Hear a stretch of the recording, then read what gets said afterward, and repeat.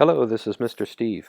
I wanted to offer you an example of a testable simulation that might be useful for some of you who are doing some interesting capstones, particularly in biology. I have had a couple people ask me the question, what can we do for a prototype or a testable simulation if we are doing something in biology such as genetic modification? And I will say that one approach would be to create a simulation that takes into account the variables that are present when you are actually transferring the gene from one plant to another or one organism to another. There are variables, inputs, there are outputs that are dependent on those. And you can find those relationships and you can create a simulation so that you can change the inputs and watch what happens on the outputs. However, I'm going to offer you another example. Suppose you are doing another genetic modification capstone and you are researching all of those particulars about transferring this gene to that plant. But for your simulation, another option would be to create a simulation of the results of the work that you did. So for example, if I know that a genetically modified crop costs 10 times as much money to create and plant, that's an important input. How much should I plant? How much of my crop should be genetically modified? Should it be all of it? Is there an optimized value? What is the actual change in yield that I get from a genetically modified plant because of the features that it has? Well, we can simulate the results of actually planting such a crop. So let's walk through that. So let me start you here. Suppose you were studying genetically modified crops. You might do your research on the genetic modification process, and you might even create an animation or pictures or some other media of the genetic modification process.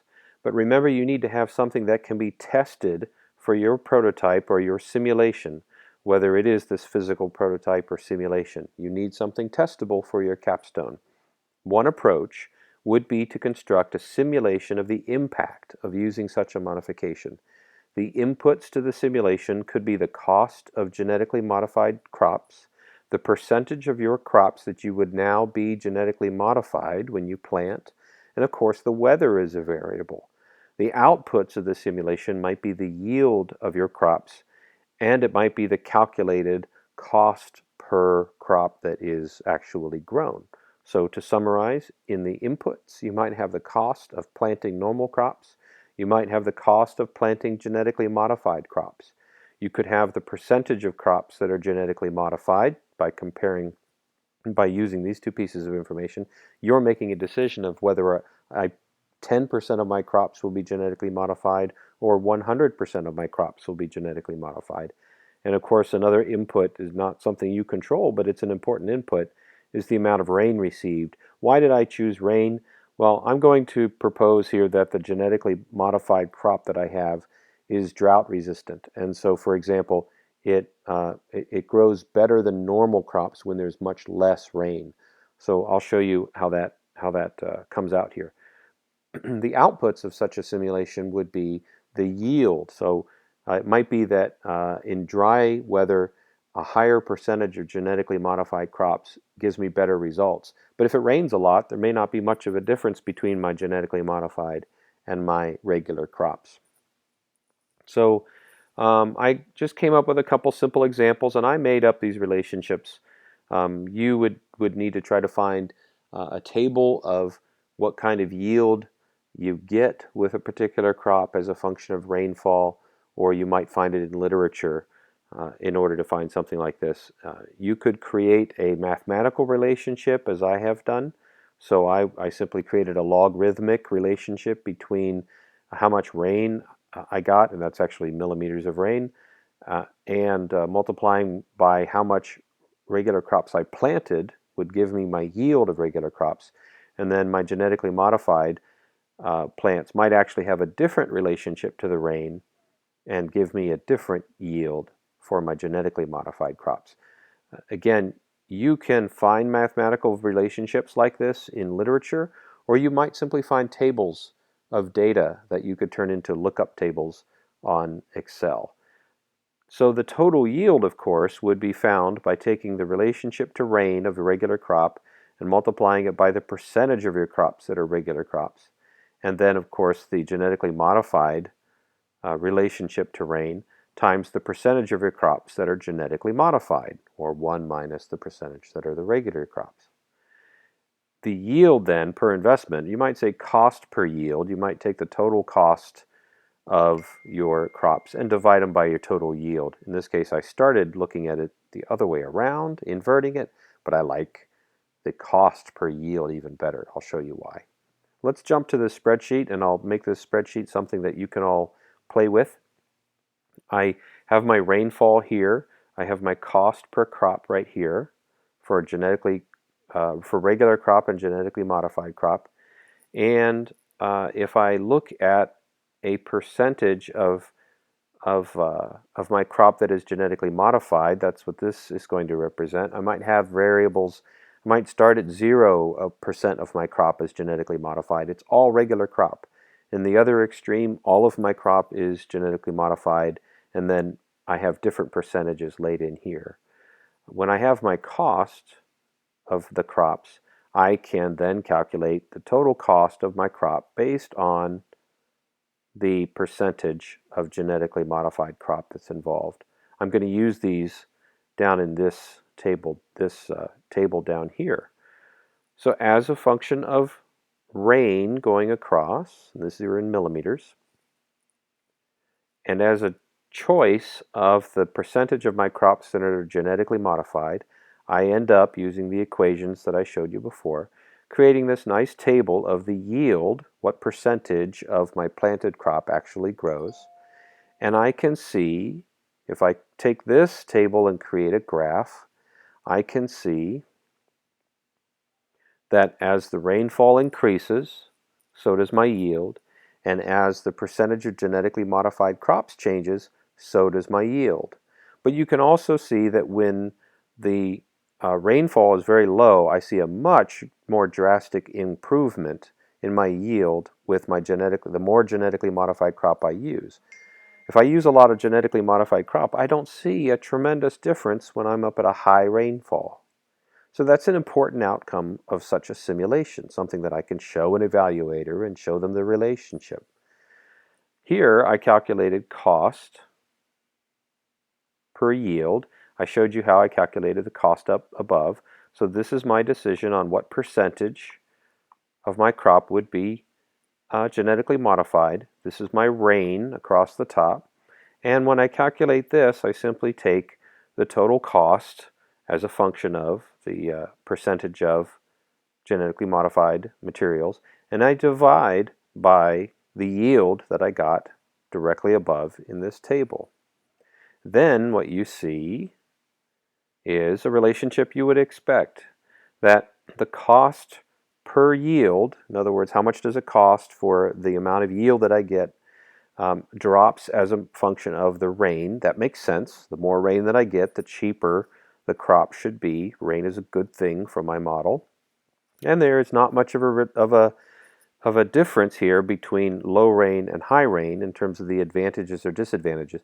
You see, it's much more expensive if I'm using a lot of genetically modified crop, much more expensive than if I use my regular crop alone. So, how could I create a fun little simulation with this? This is all the tables laid out with all of the data laid out and nothing to actually change on the fly. Here's an example like I gave in my last particular example about, let me remove this piece here. Here's an example like I did before. I supplied an example of a spreadsheet simulation where you could use a slider to change inputs, and in that case I was simulating the Capstone event that you're all participating in and simulating the day and what would happen across that day.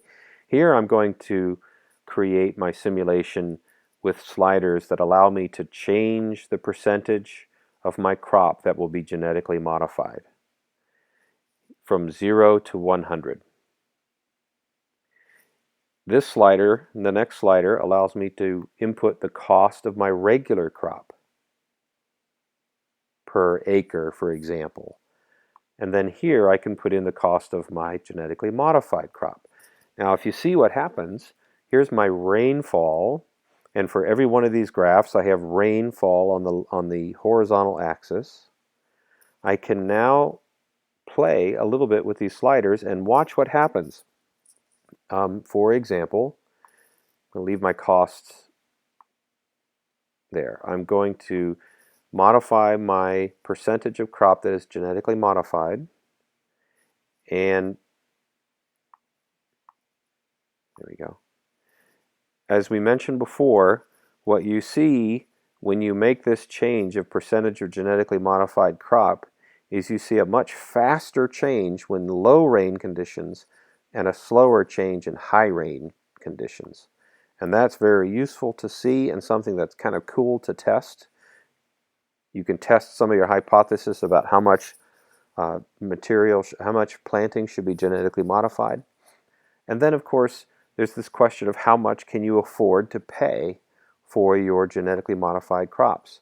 This slider would allow you to say, well, what if it costs exactly the same? Well, then, by all means, use genetically modified crops because you will get a better yield and then you will not see any change in cost.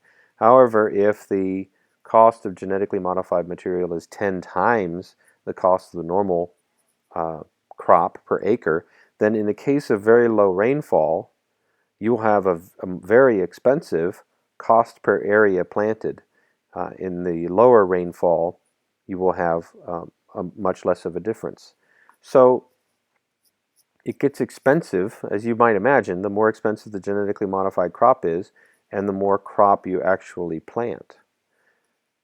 But I think you can see that there are some really interesting relationships to investigate here. This simulation allows you to play through different scenarios and generate different results. And this is the kind of thing that is just as useful as a physical prototype because it lets you say, what are my design requirements? Perhaps I have cost limits or yield limits that must be met. And this kind of a simulation allows you to play with the inputs and play with the relationships and see what kind of outputs you might be able to generate. Before I quit, let me show you, in case you hadn't seen it before, how it is you create one of these sliders. It's very simple. You should have in your Excel Excel program, you should have a developer tab. You can Google how to get the developer tab if you don't see it already on your Excel. And you can see all these different controls. I used a scroll bar control. When you select scroll bar control, you just click and drag and you create a scroll bar. Now you right click and then format the control. And here you can put in your minimum values, your maximum value, and your incremental changes for your slider.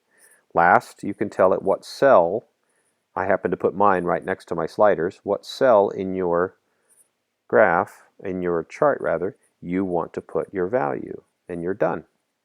So when you create that cell, now when I select a number and change it, that particular cell changes its value. Any formula that's tied to that cell will automatically change its value as well. That's the usefulness of having one of these sliders where you can change your inputs. That's it, guys. I'm going to, if you have more questions, please let me know. And I hope that you see that you can use Excel to create pretty simple simulations. Yes, I used some complicated formulas just because I wanted to show a demonstration of something that looked rather practical. But you can find simple formulas as well for your relationships, and you can create your own simulations. Good luck, and I look forward to seeing your capstones.